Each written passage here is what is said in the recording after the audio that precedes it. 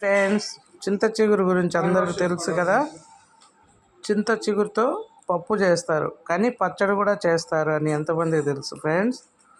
శనక్కాయ పప్పులు, ఎండుమిర్చి, జీలకర్ర, ఆనియన్, వెల్లుల్లి అన్నీ వేయించుకొని రోటి పచ్చడి దంచుకుంటే చాలా బాగుంటుంది ఫ్రెండ్స్. దంచలేని వాళ్ళు మిక్సీకైనా వేసుకోవచ్చు. చింతాకు శుభ్రంగా కడుక్కొని ఫ్రెండ్స్, 1-2 సార్లు ఇలా పెనం పెట్టుకొని ఇట్లా కడిగిన చింతాకు పెనంలోకి వేసుకోవాలి ఫ్రెండ్స్.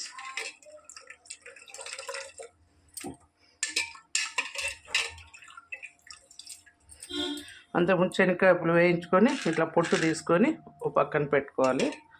నెక్స్ట్ చింతాకు అయితే ఒక పెనంలోకి వేసుకున్నాం ఫ్రెండ్స్. ఇంకొక వైపు ఎండుమిర్చి, జీలకర్ర ఇవి ఒకవైపు వేయించుకున్నాం ఫ్రెండ్స్. తొడిమలు తీసేసుకోవాలి ఎండుమిర్చి. ఇంకా ఎన్ని కావాలో అన్నీ.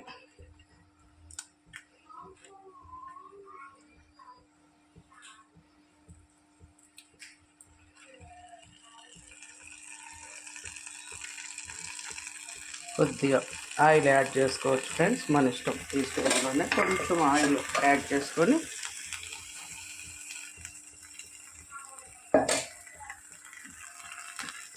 కొద్దిగా జీలకర్ర యాడ్ చేస్తాం ఫ్రెండ్స్. ఇప్పుడు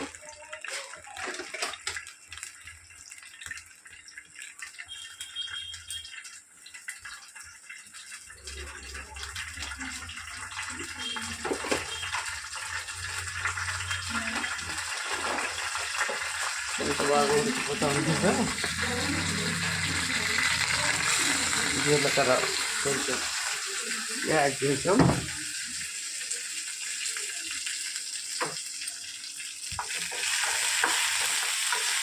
రెండు ఉడికాక మళ్ళీ చూపిస్తాను ఫ్రెండ్స్. ఎండుమిర్చి, జీలకర్ర, శనక్కాయ పప్పులు ఫ్రెండ్స్ వేసుకున్న తర్వాత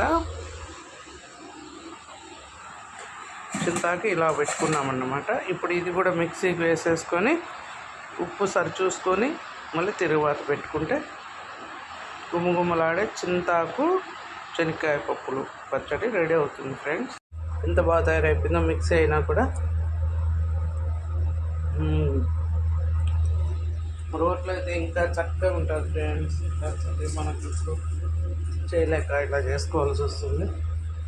పోపు వేసుకుంది, కరివేపాకు, అందుకోబా, జీలకర్ర, ఆవాలు, కొంచెం మెంతులు,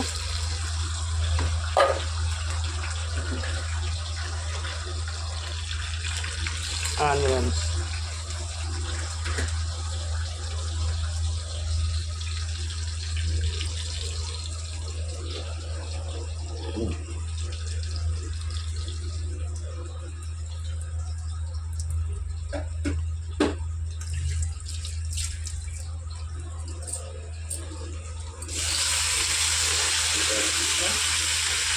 అది చెక్క, అందుకో చెక్క.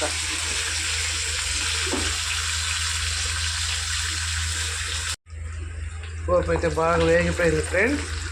ఇంకా పచ్చడి అంతా దీంట్లోకి వేసేసుకొని కాసేపు వేయించుకోవడమే పట్టుకోవట్లా.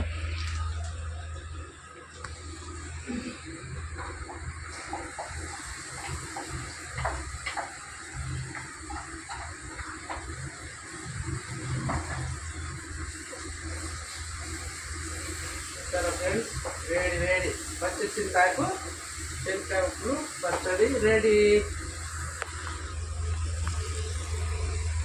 చూడండి ఎంత కలర్ఫుల్గా వచ్చిందో. పచ్చి చింతాకు ఉన్నప్పుడల్లా ఇలా చేసుకోండి ఫ్రెండ్స్. అన్నంలోకి, చపాతి, రోటీ, సంగటి దేనికైనా బాగుంటుంది ఫ్రెండ్స్. ఇది